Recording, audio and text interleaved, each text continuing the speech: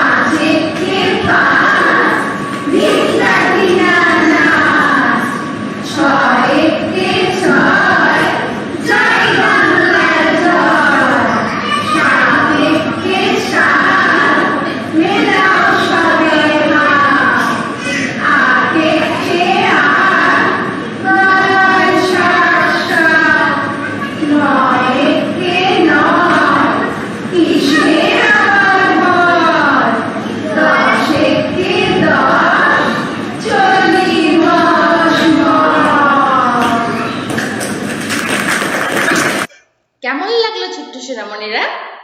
এটা একটা নামতার ছড়া ছিল, তাই না? ওরা কি করছিল? সকলে মিলে নামতা পড়ছিল ছড়ার মাধ্যমে। খুব মজা হয়, তাই না? সবাই মিলে একসাথে নামতা পড়তে ছড়ার মাধ্যমে। হ্যাঁ, তাহলে ছোট্ট সোনামণিরা, আমরা এই নামটা কখন ব্যবহার করি বলো তো? গুণের ক্ষেত্রে আর ভাগের ক্ষেত্রে। আমরা গত পাঠে কি পড়েছিলাম তোমাদের কি মনে আছে? আমি তোমাদের সামনে গত পাঠে একটি গণিত বইয়ের পাঠ নিয়ে উপস্থিত হয়েছিলাম। আশা করি মনে আছে সকলে। আমরা গত পাঠে পঞ্চম অধ্যায়ের ভাগ, 2 অঙ্কের সংখ্যাকে 1 অঙ্কের সংখ্যা দ্বারা ভাগ দেখেছিলাম, তাই তো? আজ আমরা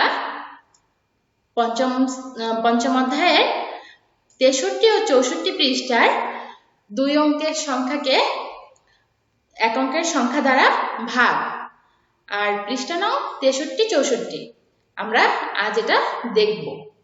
তাহলে ছোট্ট সোনামণিরা, তোমরা পাঠ্য বইটি বের করো, 63 পৃষ্ঠা ও 64 পৃষ্ঠা বের করো এবং দেখো পাঠ্য বইয়ের শুরুতেই একটি সমস্যা দেওয়া আছে। আমরা এই সমস্যাটি একটু পড়ি মনোযোগ দিয়ে। আমি এখানে দেখাচ্ছি আর তোমরা বইয়ে আঙুল দিয়ে দেখো, আমি বলছি তোমরা মেলাও, ঠিক আছে? হ্যাঁ ছোট্ট সোনামণিরা, দেখো এখানে লেখা রয়েছে আমার কাছে 14টি কমলা লেবু আছে। কয়টি কমলা লেবু? 14টি। সেগুলো আমি আমার 4জন বন্ধুকে সমানভাবে বিতরণ করতে চাই। কয়জন বন্ধুকে দিতে চাই? 4জন বন্ধুকে। কয়জন? 4জন বন্ধুকে। তাহলে প্রত্যেকে কয়টি করে কমলা লেবু পাবে? প্রত্যেকে কয়টি করে কমলা লেবু পাবে? ছোট্ট সোনামণিরা, তাহলে আমরা গত পাঠেও করেছিলাম এমন একটি সমস্যা। আমরা কি তাহলে একটু বুঝতে পারছি যে আমরা কি করব? আমরা ভাগ করব, তাই তো? হ্যাঁ, তাহলে আমরা একটু কিভাবে ভাগ করা যায় দেখি। দেখবে? ঠিক আছে। এই দেখো, তোমাদের বোঝার জন্য আমি এখানে 14টি কমলা লেবু নিয়েছি। কয়টি কমলা লেবু নিয়েছি? 14টি কমলা লেবু নিয়েছি। আর এখানে কয়জন বন্ধু রয়েছে? 4জন বন্ধু রয়েছে। কয়জন বন্ধু রয়েছে? 4জন বন্ধু। এই কমলা লেবুগুলো কি করতে হবে? 4জন বন্ধুর মাঝে সমানভাবে ভাগ করে দিতে হবে। তাহলে আমরা একটু প্রথমে ভাগ করে দেই। প্রথমে আমরা 2টি কমলা লেবু, 2টি করে কমলা লেবু প্রত্যেককে দিব। প্রথম জনকে দিলাম, এবার পরের জনকে দিলাম, তারপরের জনকে আরো 2টি দিলাম, আর তারপরের জনকে আরো 2টি দিলাম। আচ্ছা, আমরা যে 4জন বন্ধুকে 2টি করে কমলা দিলাম, তাহলে আমরা কয়ের ঘরের নামটা পড়বো বলো তো? কয়জন বন্ধুকে দিয়েছি? 4জন বন্ধুকে। তাহলে কয়ের ঘরের নামটা পড়বো আমরা? 4-এর ঘরের নামটা। তাহলে 4জনকে যদি 2টি করে কমলা লেবু দিই, তাহলে 4 2 কত হবে? 4 2 8। আর দেখো, আমাদের বাকি কিন্তু উপরে কমলাগুলো রয়েছে। বাকি কি রয়েছে? উপরে কমলাগুলো রয়েছে। আরো অনেকগুলো কমলা আমাদের রয়ে গেছে। তাহলে আমরা কি করব? আমরা কি বাকি কমলাগুলো রেখে দিব, নাকি সেখান থেকে আরো বন্ধুকে দিব? কি করব বলো তো? ঠিক আছে, তাহলে আমরা আরো একটি করে কমলা লেবু 4জনকে বিতরণ করব। ঠিক আছে, দেখো আমি কি করলাম। আমরা ওখান থেকে একটি করে কমলা লেবু আরো 4জন বন্ধুকে বিতরণ করে দিলাম। কি করলাম? আরো 4জন বন্ধুকে বিতরণ করে দিলাম, তাই তো? হ্যাঁ ছোট্ট সোনামণিরা, তাহলে এখন প্রত্যেকে কয়টি করে কমলা লেবু পেয়েছে? 3টি করে। কয়টি করে? 3টি করে। তাহলে 3টি করে যদি কমলা লেবু পাই, তাহলে 4জন বন্ধু 3টি করে কমলা লেবু পেলে কয়টি কমলা লেবু দেওয়া হলো?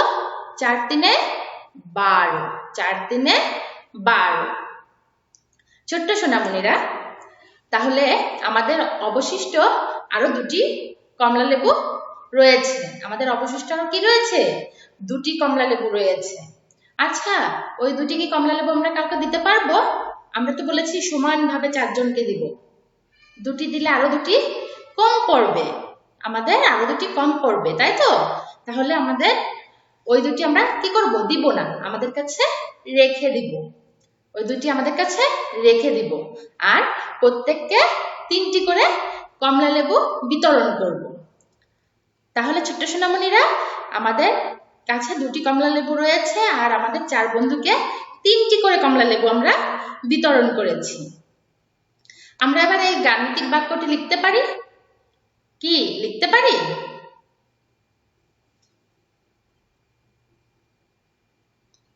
আমরা এই গাণিতিক বাক্যটি দেখো, আমি তোমাদেরকে লিখে দেখিয়েছি। এখানে 14 ভাগ 4 সমান 3। 14 ভাগ 4 সমান 3। আর আমাদের কি ছিল? আমাদের অবশিষ্ট ছিল 2টি কমলা লেবু। কয়টি কমলা লেবু ছিল? 2টি কমলা লেবু ছিল। দেখো ছোট্ট সোনামণিরা, আমরা এখন ব্লকের ব্যবহার করে একটু দেখি। আমাদের এই যে 4জন বন্ধুর জন্য 4টি প্লেট নিয়েছি। 4জন বন্ধুর জন্য 4টি করে প্লেট নিয়েছি। 4টি প্লেট নিয়েছি। এবার প্রত্যেককে 2টি করে আমরা ব্লক দিয়েছি। 2টি করে দিলে আমরা কি জানি? 4 2 8টি। তারপরে আমরা আরো একটি করে ব্লক দিয়েছি। 4 3 12। 4 3 কত? 12। তাহলে আমরা কি আর দিতে পারবো? আমরা আর দিতে পারবো না। আমরা আর দিতে পারবো না। আমাদের কাছে 14টি কমলা লেবু ছিল, আমরা 4জন বন্ধুকে 3টি করে কমলা লেবু দিয়েছি, আর আমাদের কাছে 2টি কমলা লেবু অবশিষ্ট রয়েছে, তাই তো? হ্যাঁ ছোট্ট সোনামণিরা, তাহলে আমরা দেখো আমাদের আরো একটি সমস্যা আমরা একটু খেয়াল করে দেখি। আমরা আরো একটি সমস্যা একটু করে দেখি আমরা বুঝতে পেরেছি কিনা। এখানে লেখা আছে তোমার কাছে 19টি চকলেট আছে, তোমার কাছে 19টি চকলেট আছে। যদি তুমি তোমার বন্ধুদের প্রত্যেককে 3টি করে চকলেট বিতরণ করো, তবে কতজন বন্ধু চকলেটগুলো পাবে? কি ছোট্ট সোনামণিরা মনে পড়ছে?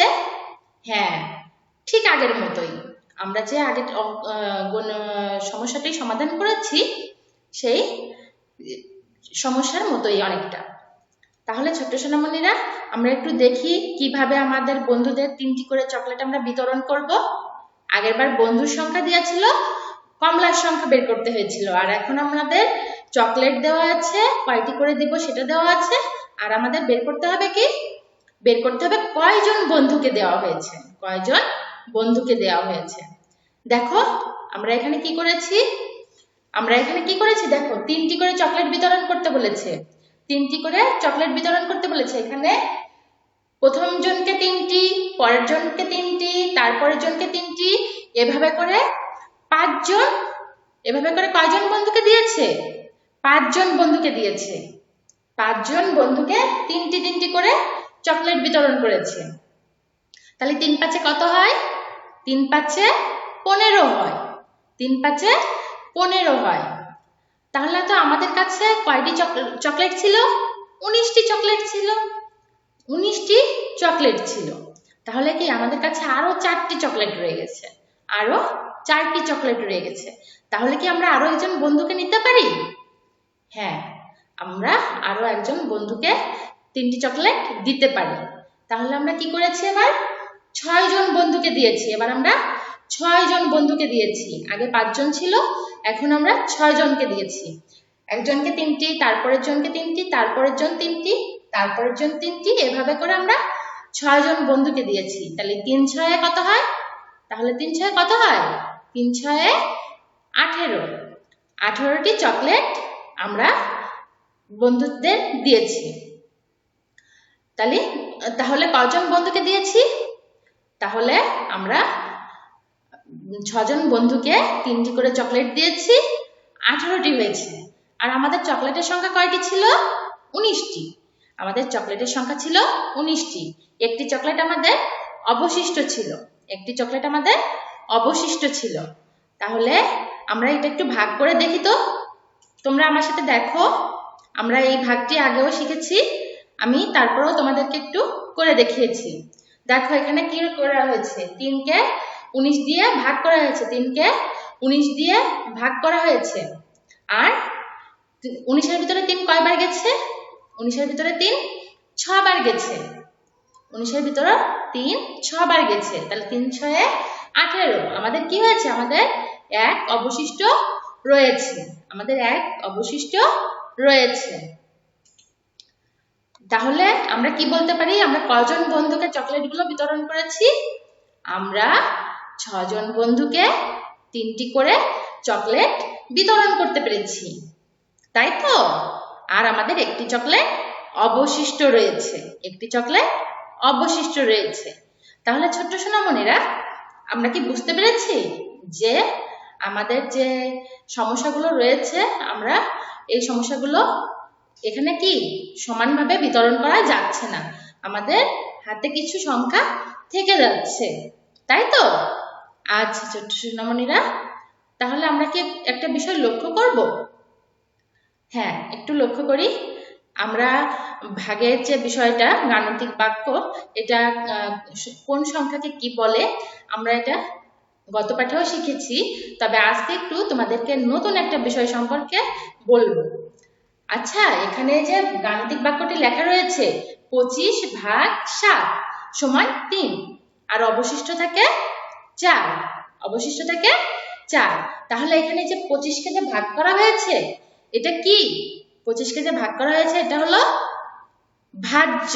এটা কি? ভাজ্য। যে সংখ্যাকে ভাগ করা হয় তাকে বলে ভাজ্য, আর যে সংখ্যা দিয়ে ভাগ করা হয় তাকে কি বলে বন্ধুরা? তাকে বলে ভাজক। আর যে সংখ্যা উত্তর পাওয়া যায়, ভাগ করে যে উত্তরটা পাওয়া যায় সেটা হলো ভাগফল। সেটা কি? ভাগফল। আশা করি তোমাদের সকলেরই মনে আছে। হ্যাঁ ছোট্ট সোনামণিরা, তোমাদের মনে থাকার কথা। আর আমাদের যে অবশিষ্ট 4 রয়েছে, এই 4টি কি বলতো? কি নতুন লাগতেছে তাই না? হ্যাঁ, এটা হচ্ছে ভাগশেষ। এটা কি? ভাগশেষ। তাহলে আমরা কি বুঝলাম? যে আমাদের অবশিষ্ট বা হাতে যে সংখ্যাটি থাকে তাকে কি বলে? ভাগশেষ। আচ্ছা, এই ভাগশেষের একটা বৈশিষ্ট্য আছে, দেখবে? হ্যাঁ, ভাগের অবশিষ্ট ভাজক থেকে ছোট হলে, ভাগের যে অবশিষ্ট যেটা থাকে সেটা অবশ্যই ভাজক থেকে কি হবে? আমাদের ভাজক হচ্ছে এখানে 7 আছে, ভাজক 7 রয়েছে, অবশ্যই 7 থেকে ছোট হবে অবশিষ্ট সংখ্যাটি বা ভাগশেষ সংখ্যাটি, অবশ্যই ভাজক থেকে ছোট হবে। তাহলে আমরা বলতে পারি অবশিষ্ট ভাজক থেকে ছোট, অবশিষ্ট ভাজক থেকে ছোট। ছোট্ট সোনামণিরা, আশা করি তোমরা বুঝতে পেরেছো। আর তোমরা এই হাতে রেখে সংখ্যা এমন সমস্যার সমাধান করতে পারবে আশা করি। আর এখন আমি তোমাদেরকে একটি বাড়ির কাজ দিব। তোমরা বাড়িতে বসে অবশ্যই কাজটি করবে। করবে তো ছোট্ট সোনামণিরা? হ্যাঁ, আশা করি তোমরা সকলেই করবে। দেখো এখানে আমি চারটি অঙ্ক দিয়ে দিয়েছি, ভাগের অঙ্ক। তোমরা বাড়িতে বসে এই 4টি সমাধান করবে। তাহলে ছোট্ট সোনামণিরা, আশা করি আজকে আমরা যে হাতে রেখে আমাদের ভাগ ছিল আমরা সেটা বুঝতে পেরেছি, আর তোমাদের কোনো সমস্যা হবে না। বাড়ির কাজটি অবশ্যই তোমরা বাড়িতে বসে করবে। আবার আমি তোমাদের সামনে নতুন একটি পাঠ নিয়ে হাজির হব। ততক্ষণ পর্যন্ত তোমরা সকলেই সুস্থ থাকো, ভালো থাকো, এই প্রত্যাশায় আজকে আমি আমার পাঠটি শেষ করছি। ধন্যবাদ সবাইকে।